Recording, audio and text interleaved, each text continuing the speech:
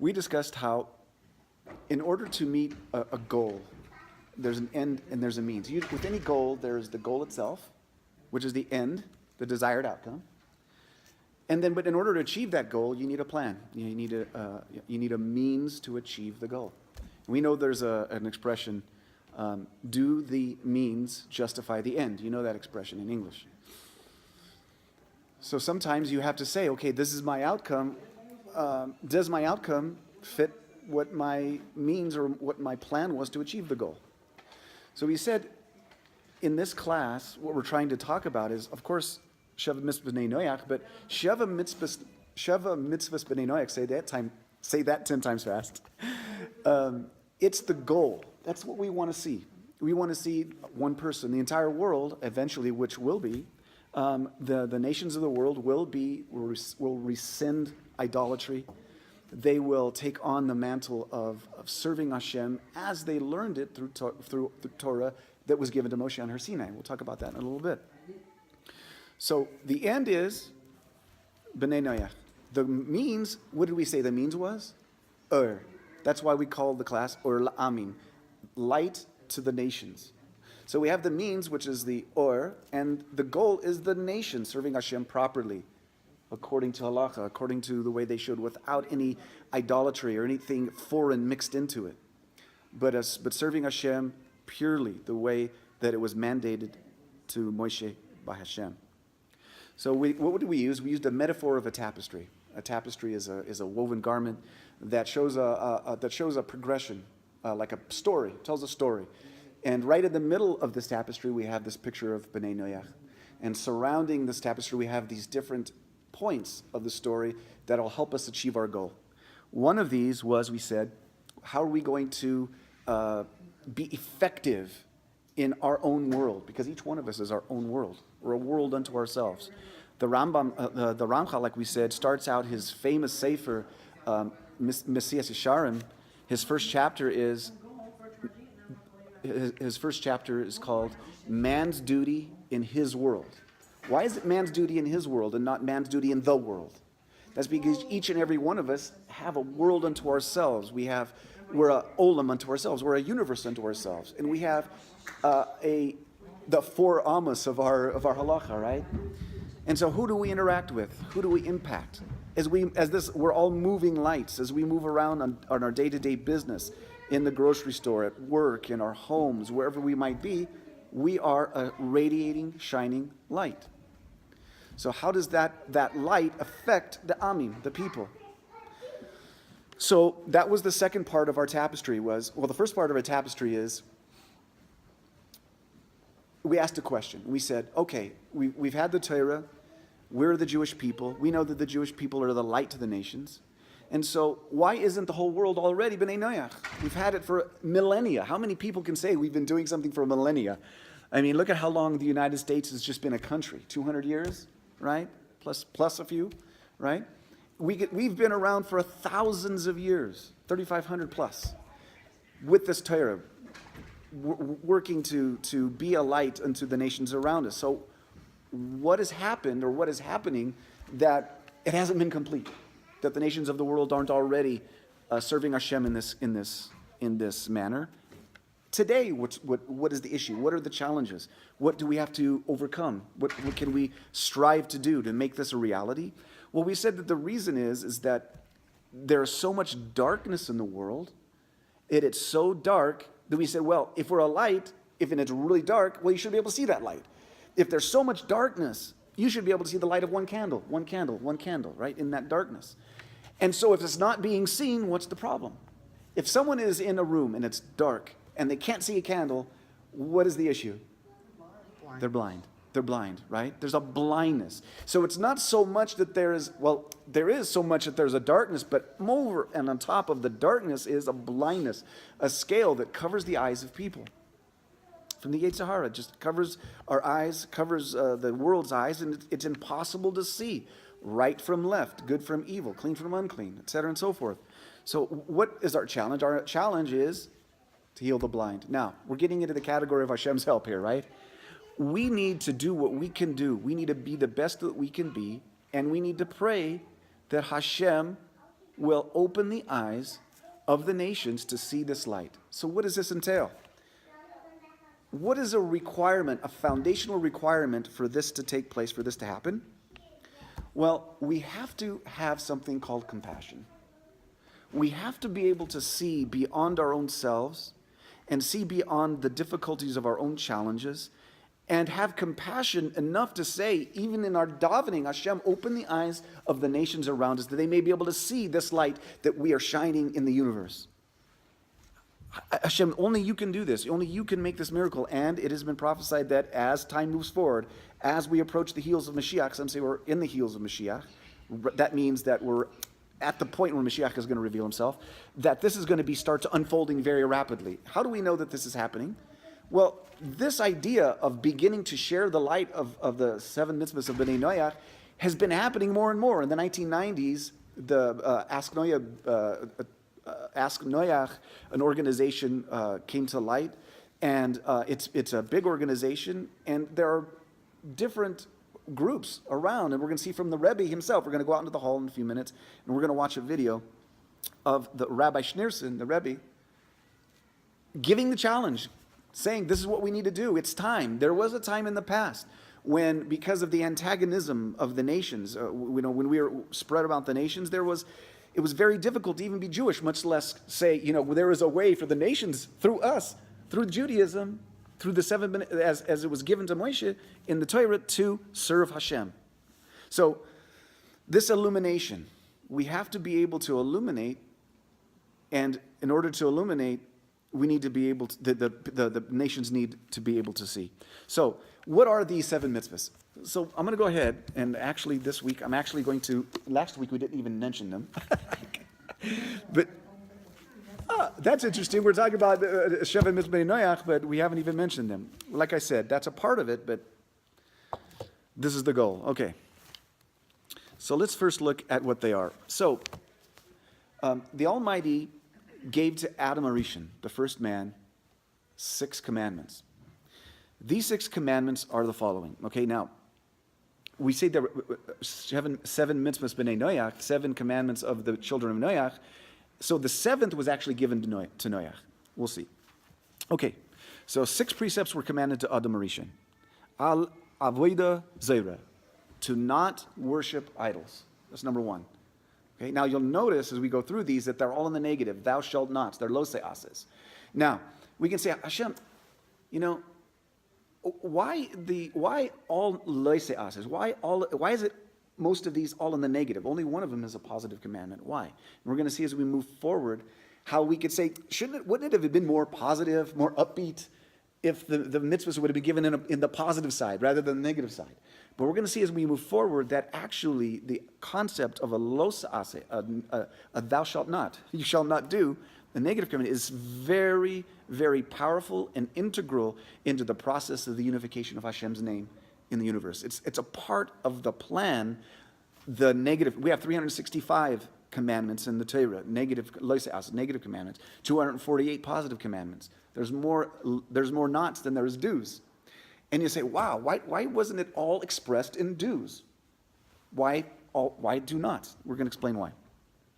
So, do not worship false gods. Number 2, va'al birkas Hashem. Now, the word birkas we know means to bless. Okay, so it literally says, do not bless the name. I overheard a little while ago, a rabbi was teaching about the name. We're a people that have the name. The name of Hashem is in us, right?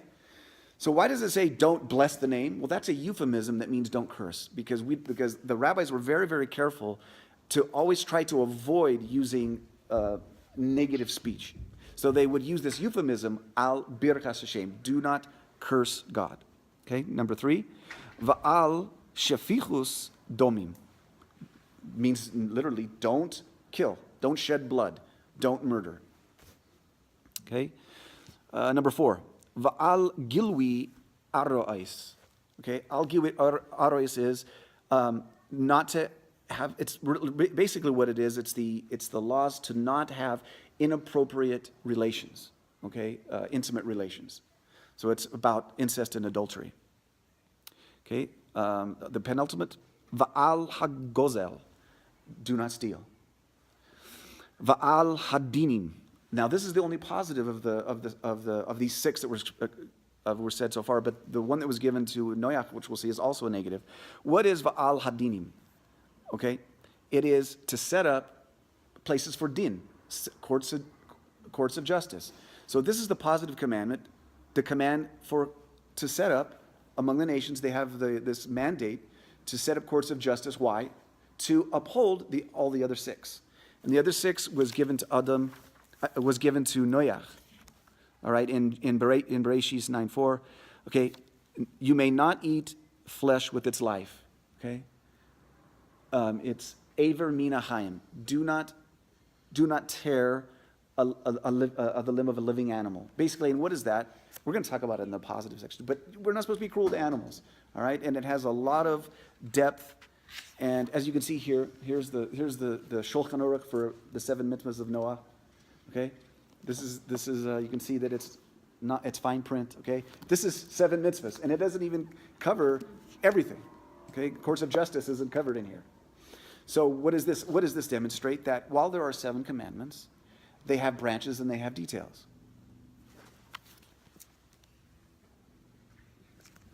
Okay, so like the Aseres Debros, we have 10 commandments, right? When Hashem spoke from Har Sinai, the rabbis say that it's from these 10 that all the other 613 are a branch out from. That they're all contained within the 10 commandments. It's the same with the 7 mitzvahs of Bnei Noach. There are 7, but there are details that support them and to help them in their accomplishment. Okay, so that is the 7. Now, where was it derived from? Okay, so if we look at Tractate Sanhedrin here, all right, this is in the Gemara, okay, from Sanhedrin, okay. The rabbis taught in the Brisa, 7 commandments, 7 mitzvahs were given to Bnei Noach. Okay, we mentioned them. All right. Okay, so the rabbis ask, okay, so these are the 7. Where are they derived? How do you know this? Where does it come from? So Rabbi Yochanan said, for the verse says, okay, Hashem God commanded upon the man, saying, of every tree of the garden you may surely eat. That's the pasuk, that's the verse where all 6 of these are derived. Okay, how? Okay. So he commanded. Now, there's 2 ways that I've learned about how this was derived. Okay, one is that literally from these words, the commandment itself was derived. And another way of looking at it was that this was used as a tool to remember them and to be able to give them over. Because remember, this wasn't written down. Everything was given over orally. So they had to have tools in which to remember this entire body of knowledge. So what did they use? They used mnemonics. Mnemonics are like letters, like the Aleph, Beis, Gimel. Oh, I have a good example for you. There are 7 letters that are doubled. 7 letters that have 2 sounds, like there's pe and fe, right? Okay, so there's a mnemonic that helps you remember. That's beged, kaparat. Beged, kaparat. So you take all of these letters in beged, kaparat, and each one of them, it tells you what the letters are that are doubled. There's 7 of them. Beged, kaparat. That's an example. So one of the explanations for this is they use this verse and the words to associate with them the laws that were given to the God gave to Adam when he was created. So he commanded. These are the civil laws. For similarly, it says, for I know him that he will command his children. That was Avraham, God speaking about Avraham. For I know his children will command. So that's something else that they use to support. Okay? All right, the next, Hashem, the very word of Hashem's name, this is alluding to, quote unquote, blessing the divine name. The very fact that Hashem is given the name, it means, well, you're going to bless that name. You're not going to curse that name. Okay? For similarly, another verse says, one who curses the name of Hashem shall certainly be put to death. Okay? The next word, God, Kel. This is idolatry. So there's a power, and there's only one power, and that's Kel, right? So because this is mentioned, we know that there should not be an idolatry. For similarly, another verse says, you shall have no other gods. The next, upon the man. This is alluding to murder. For similarly, it says, whoever sheds the blood of a man, etc. And that's in Bereshit chapter 9, when Hashem is talking to Noach. And the following saying is alluding to forbidden intimate relations. How so? For similar, it says, saying, because that's the key word that they're latching on to. Okay? Saying, if a man sends away his wife and she goes from him and becomes another man's. So they're latching on to these words and making the connections and making the derivation. So if you're interested in jotting it down, it's Sanhedrin 56b. Okay? That's where this is given over in the Gemara. Okay? And this is what I read from. This is the codification by the Rambam. Okay? The Rambam, he basically codified all the halachas into 14 parts. Okay? And it's called Yad. That's another name for it is called the Yad. If you take Yud and Dalet, it adds up to 14. So it's called the Yad, the 14 parts of the Mishnah Torah. And he was actually at first frowned upon because he said, you don't even have to study anything else. All you have to do is learn what I have codified here, and you won't need anything else. And so at first he was like very frowned upon, but nowadays the Rambam is the source to go to, especially among Chabad. As a matter of fact, among Chabad Hasidim, it's a part of the daily learning of the Mishnah Torah. Okay, so those are the sources. All right, so now we've had the source from the Rambam. We saw it's exegesis from the Gemara. Now let's go out and see what the Rebbe says. Yeah. So incredible. So Rabbi Schneerson, one of the main ideas that I think he was trying to give over is that, it's very clear from the Rambam and from later authorities that we shouldn't be discouraged in any way. Looking at it, that we shouldn't be discouraged in any way from not being a light to the nations. As a matter of fact, he says we should actually be encouraged to do this, and he calls it fulfilling a mitzvah. You are literally fulfilling a mitzvah by being a light to the nations in the ways that we're describing and we'll describe. So we're coming up on the Chag of Shavuos, and it's customary on the night of Shavuos. Many communities have the minhag of learning and reciting Megillas Ruth. Megillas Ruth on Shavuos. There are a few reasons given over for that. One is that the time frame in which Ruth takes place is the beginning of the barley harvest. Okay, the beginning of the barley harvest is when we start counting the Omer, because one of the mitzvahs at the beginning of the day after Pesach is to bring an offering of barley. Okay, barley is a very coarse grain. It's what they call animal food. It's what you feed to horses and cows, barley. Because that's representative of our state coming out of Mitzrayim, where we were in a very low spiritual condition. We represent more of the neshama, more of the nefesh behemoths. Yeah, nefesh behemoths. So, and during the 49 days of counting the Omer, the 50th of which Hashem himself counts for us, right? It's that process of refining the nefesh to where when we get to the end, there's another offering, but this is of 2 loaves of wheat flour, 2 loaves made from wheat. And wheat is a very refined food.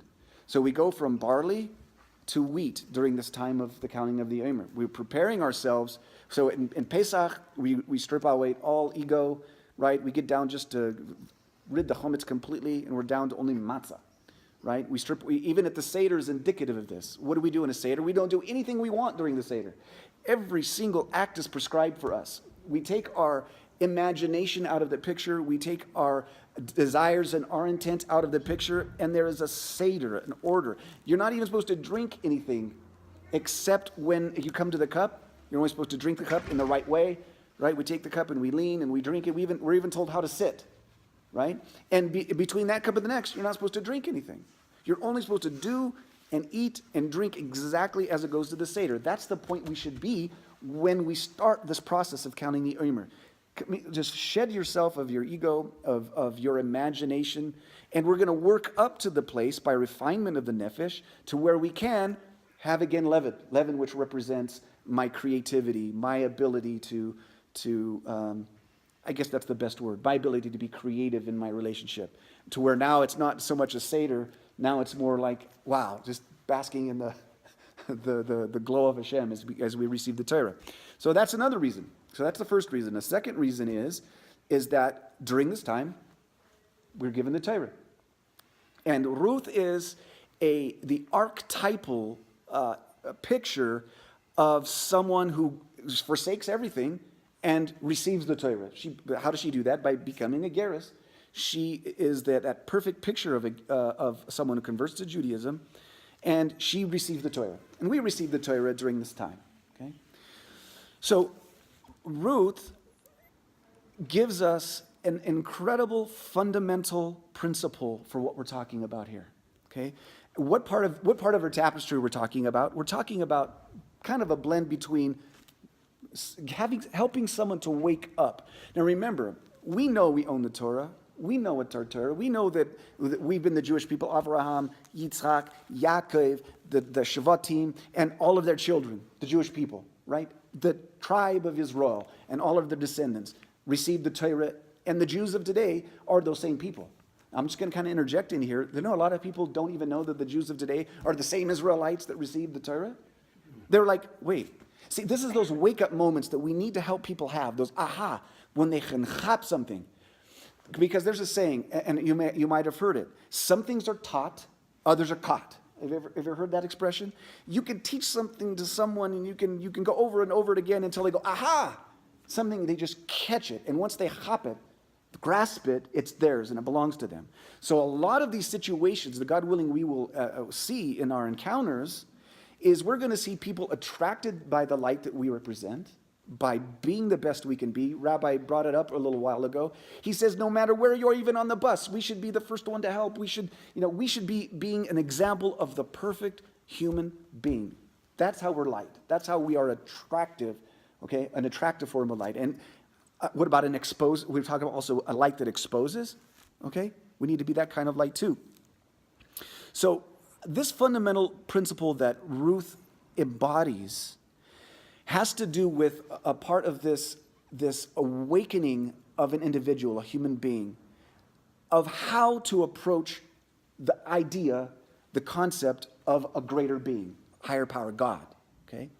Now, let me give you this. I'm first going to give you as an example in a mushal, in a parable, in an example, and then we're going to talk about it, how Ruth identifies it for us. Okay, so imagine there is a group of people, or not just one person. How about just one guy? And this one guy says, you know, the moon, there's a colony on the moon, and that's way high up, and it's so bright and beautiful, and the best people are on the moon. I'm going to go to the moon, right? He says, I'm going to go to the moon. And he says, okay, how am I going to get to the moon? Well, I'll need to, maybe I'll go to the hardware store, and need some gasoline. And I'll have to, maybe I can take my Toyota truck and I can convert it into a spaceship. And so that's what I'll do. So I'll get I'll need a acetylene torch, right? Mm-hmm. So I go and I buy the acetylene torch, and I start tearing up my truck, and I start building it. And I think I'm going to make a rocket engine. Maybe what I can do is just like hook like some pop cans to the end of like a propane tank, and then like for a funnel. And then what I'll do is I'll just light a match, sit back, and woohoo, off to the moon. Well, you can imagine how it went the first time you tried, mm-hmm. right? And you imagine the guy, he's sitting there wondering, why can't I get to the moon? I know the moon is there, but I have an idea. He says, I have an idea how to get there, right? Okay, so it didn't work. So what do I do? Well, maybe I need to get into some engineering books. Maybe a book of engineering, physics, and how to build machinery will help me. So he goes and he goes on Amazon, he buys all the books of engineering he can get on astrophysics and how objects in motion tend to stay in motion and as acted upon by another force, right? He learns all the theories, and he goes for it again, and this time he's getting better parts, right? But he tries again and blows up his lab again. He's like shaking his head, wondering, why can't I read the books? I know the physics. Why can't I get there? He says, wait a minute. NASA's gone to the moon. NASA's doing, I'll tell you what, I'll rent a space. Get it? He says, I'm going to rent a space. So he takes his equipment, he goes to NASA, and he says, okay, I'm in the place where they launched the rocket. For sure I'll be able to launch from here. And he maybe does it a little better, but still so many mistakes. He doesn't know what he's doing. He launches, and he practically blows up NASA's launch pad. Okay? And he's shaking his head, and he's wondering, what in the world is going on? Why can't I get to the moon? Right? He says, I know what I'll do. The engineers and the scientists and the physicists of NASA have gone to the moon. That's why there's a calling. They did it. Let me go to them. What an idea. Going to the ones that know how to get there, to know how to build the ships, that know the physics, the ones that have accumulated all of this knowledge that has been from the beginning of time, and they got to the moon. I know what I'll do. I'll hire the engineers. They'll get to me the moon. And sure enough, because he went through them, and they used the facility, and because they had the books, they had the engineering books, they had the physics books, they knew how to interpret them correctly, guess what? He made it to the moon. So what is this mashal like? What am I trying to say? So let's look at how Ruth embodies this idea, which, again, you're going to see is crucial for this, a part of this removing of the scales, opening of the eyes, the veils coming off the eyes, of being able to have a proper relationship with the Almighty. Okay, so we know the story of Ruth, that Ruth and Naomi, and this is where we get the idea of someone is pushed away 3 times, because Naomi, she says, no, don't go, look at your sister, she turned back, but Ruth, she insisted and was persistent. Okay, now this is what she says to Naomi. This is what she says. Now follow this very carefully. It's so powerful, the principle that is drawn from this pasuk. She says, for wherever you go, I will go.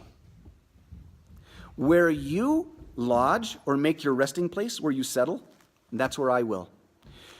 Your people are my people, and your God is my God. Where you die, I will die, and there I will be buried. Okay? So, drawing again on my experience of the past, okay, like we talked about last week, okay?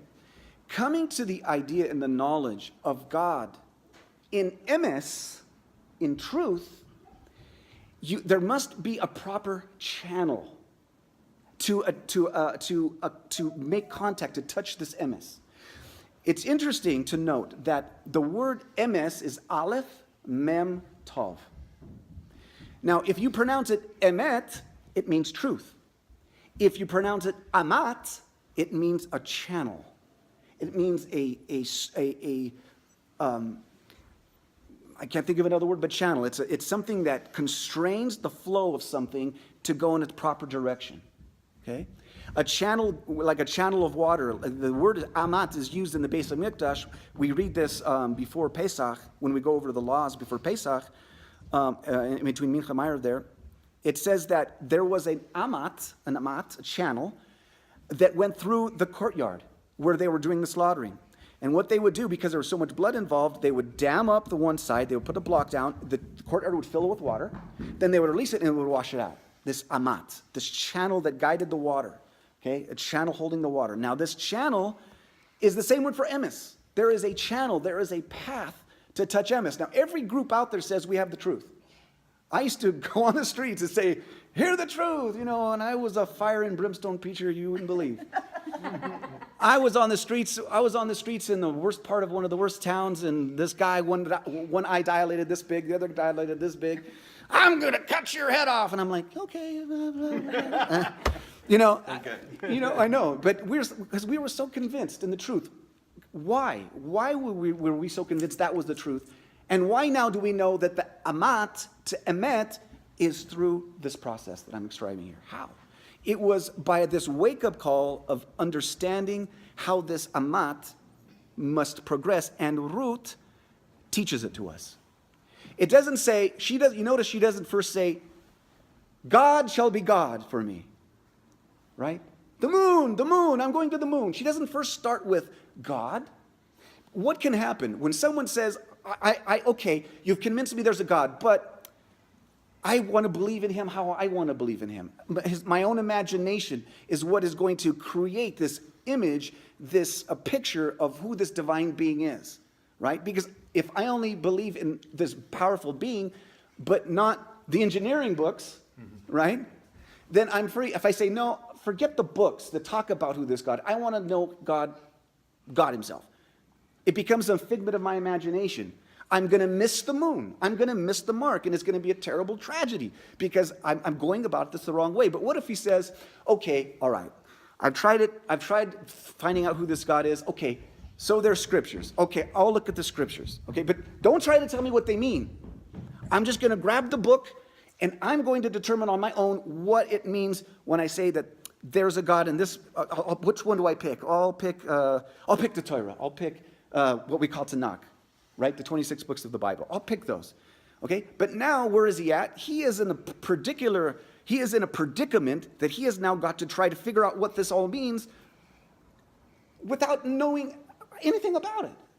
I mean, it's like another mushal for you. Another picture would be, there is a guy, he's sick, and he goes to the surgeon. And the surgeon says, I need you to take this pill, and I need you to come back for a surgery, and then there's going to be this rehab program. He says, no, let me tell you what's wrong with me. Let me tell you what's wrong with me.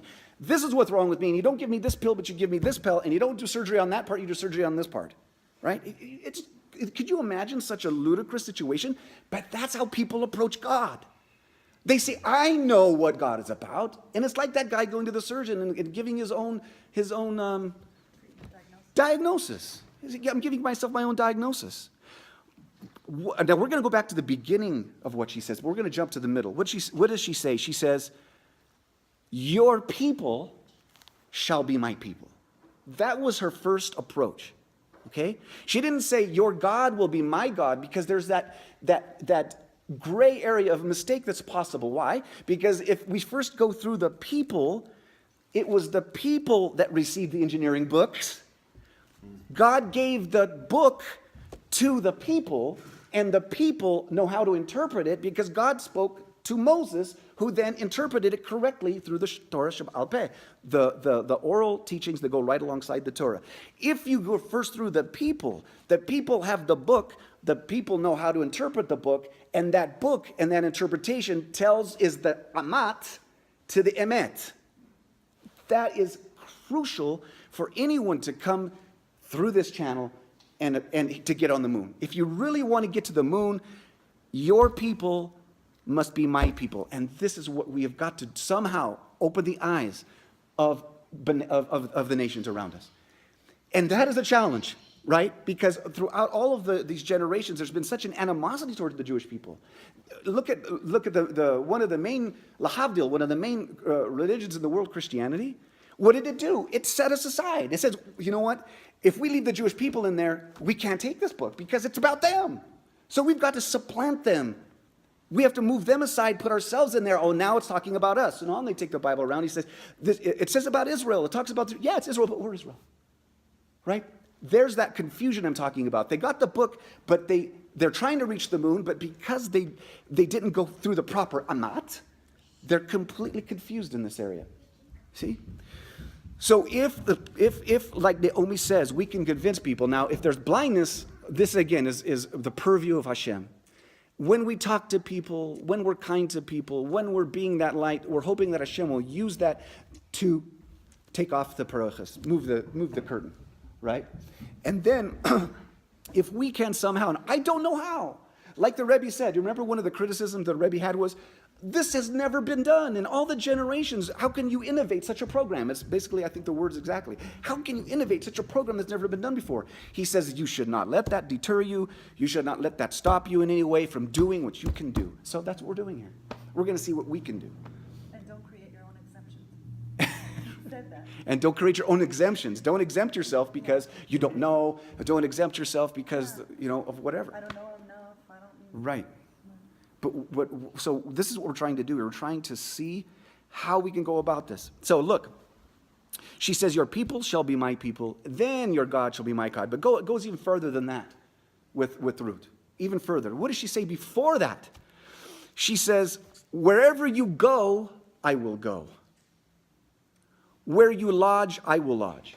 What is this hinting at? She's saying, look, even if, chas v'sholem, there's a gullus, even if you are removed from your land and from your holy base of Mikdash and you are scattered to the far end of the world, if you're there, I'll go there too. Look at commitment on such a grand scale as this. And the Rabbi, I think, was talking about this too. Can I just finish? Yeah. So, this path, this Amat, people, Bible, God, the people of the Bible who know the Bible can tell me who God is, can tell me how to approach God.